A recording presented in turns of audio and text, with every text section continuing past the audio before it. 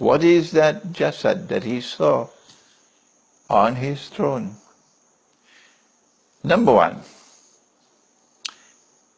if you want to know what is a jasad, you got to go to the Quran. Yes. And in the Quran we recall that when Nabi Musa alayhi salam took Banu Israel across the Red Sea, you remember? وَإِذْ فَرَقْنَا بِكُمُ الْبَحْرِ فَأَنْجَيْنَاكُمْ وَأَغْرَقْنَا آلَ فِرْعَوْنَ وَأَنْتُمْ تَنْظُرُونَ. We parted this sea and you were able to pass across the sea to safety in Sinai. Sinai being the desert, not a hospital in Manhattan.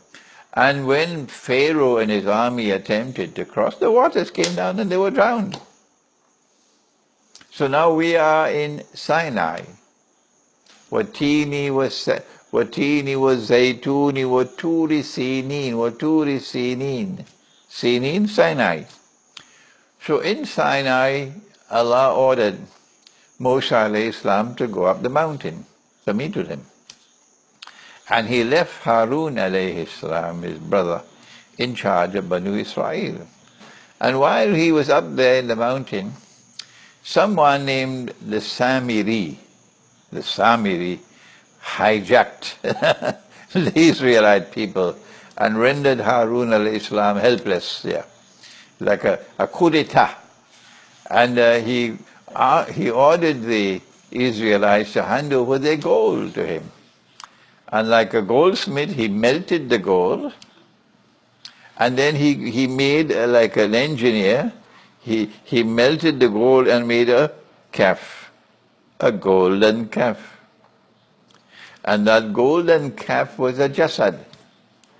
And when it was melted and carved in such a way, forged probably the better word, that when the wind blew in a particular direction, you'd hear the calf moving, lahu khawan. So that golden calf is referred to in the Quran as a jasad, meaning it's just a hollow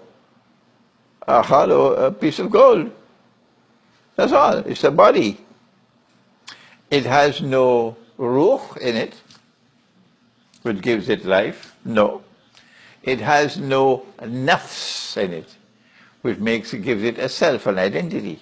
No. So in the case of that gold which was melted, that calf is a jasad. A jasad being a body without a soul, is not a living calf, no, and without a nafs. Does the calf have a nafs? No. A nafs is your identity, your capacity to say I, your ability to be able to choose and make a choice. Only angels have a nafs, because an angel could say, I am Jibreel and you are the messenger of Allah. So an angel has a nafs. A jinn, yes, a jinn has a nafs.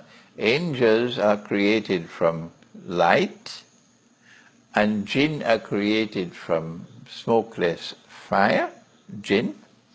And a jinn can say, Ana khayrun minhu, I am better than him. I am better than him. Khalaqtani min nar wa khalaqtahu min teen. You created me from fire and you created him from clay. Hence I am superior to him. So a jinn can say I. A jinn has a nafs.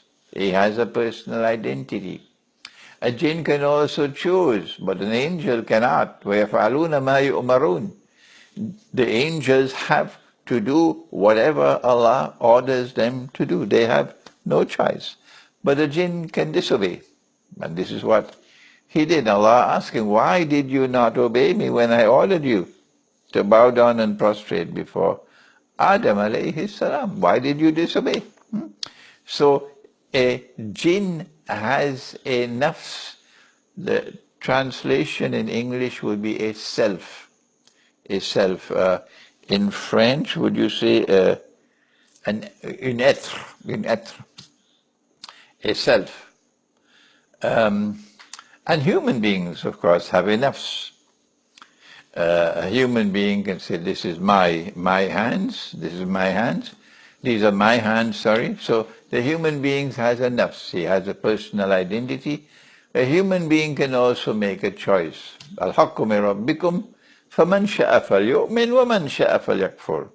The truth has come from your Lord, and you have the freedom to choose. You could choose to either accept it or to reject it. So a human being has a nafs, but animals don't have a nafs. No.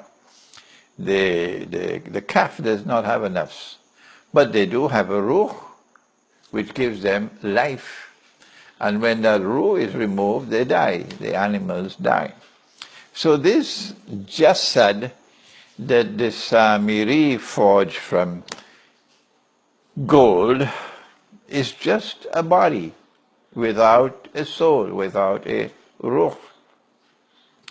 So what is that jasad on the throne of Sulaiman alayhi salam? Meaning someone who appears as a human being, but it's only a body.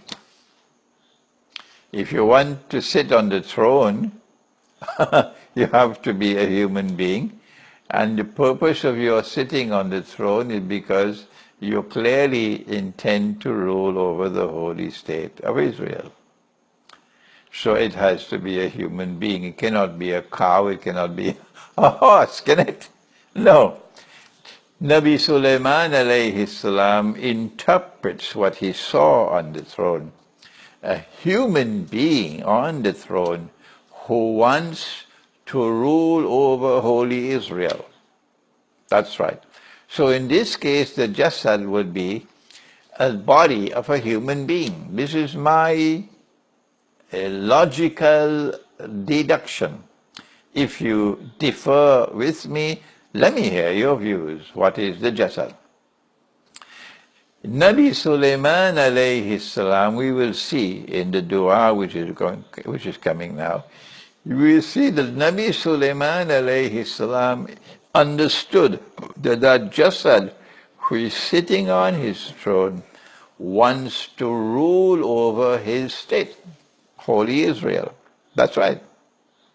So that jasad has to be in a human form, a human being, not a horse, not a calf or a cow, no. So the jasad that he saw would be a human body, but without a ruh, and a human body without a nafs, without itself. This jasad wants to rule over the holy state of Israel. How do we know that? Why? Because as soon as Nabi Sulaiman alayhi salam saw what he saw, immediately he made this dua. So you have to be able to connect the dots. When you connect the dots, then you're able to very easily recognize. I'm sorry that I have to spend so much time to explain what should be very simple for you to understand. But I have to do this. I explained to you why I'm laboring this for so long. As soon as he saw what he saw, he immediately made a dua, in which first of all he asked Allah for forgiveness, and then he asked Allah to grant him a kingdom or a state, which can belong to none after him. Hence cannot belong to the jasad. Cannot belong to the jasad. That is why he made the dua. So who is that jasad? Answer, the jasad who he saw sitting on his throne has to be someone who in Akhirul Zaman would want to inherit the holy state of Israel, who would want to rule over holy Israel. Who can it be? Who can it be? Answer, it is as plain as daylight that Jasad sitting on the throne of Sulaiman alayhi salam, which he saw in a vision that Allah granted to him, had to be Dajjal. Had to be Dajjal. Dajjal wants to rule over holy Israel, so that sitting in Jerusalem on the throne of Nabi Dawood and Nabi Sulaiman alayhi salam, over a holy state of Israel that he claims is holy Israel, but it's not. No, it will be a bogus state, because holy Israel cannot be restored. That fellow wants to claim that he is the Messiah. And in order to claim that he is the Messiah, or Al-Masih, and get the Jews to accept his claim that he is the Messiah, he has to rule over what would appear to be holy Israel. And because Sulaiman alayhi salam did not want that to happen, no, he cannot succeed in that effort of his, he made a dua to Allah to grant him his state which none can inherit after him, so that state will end. The state which was established by Dawood alayhi salam, and over which he was appointed as divinely appointed Khalifa, and over which his son Sulaiman alayhi salam ruled, that state came to an end, never to be revived. Are you listening in Iran? That state came to an end. No more Khalifa appointed by Allah. None. What followed after that is another state of Israel, not the holy state of Sulaiman alayhi salam. If Dajjal is a Jasad, can he be a Jinn? Now then, you need only 5 ringgits. Ringgits is the money used in Malaysia. 5 ringgits worth of intelligence. Enough to buy roti canai and teh tarik. If Dajjal is a Jasad, as the Quran is directing us in this verse of Surah As-Sad, a Jasad cannot be a Jinn. Why? A Jinn has a ruh. Allah breathed it into the human beings. Allah breathed it into the Jinn. Allah breathed it into the angels. They have ruh. That's how they have life. And in addition to that, a Jinn has a nafs. A Jinn has a nafs. And so Allah has given to the Jinn, through his nafs, the capacity to choose, a self-directed will. Yes. So a Jinn can choose. And if the Jinn chooses the path of faith, then the Jinn would be Muslim. And if the Jinn chooses the path of rejection of faith, then the Jinn would be a shaitan. And the plural of shaitan is shayateen. Dajjal cannot be a Jinn.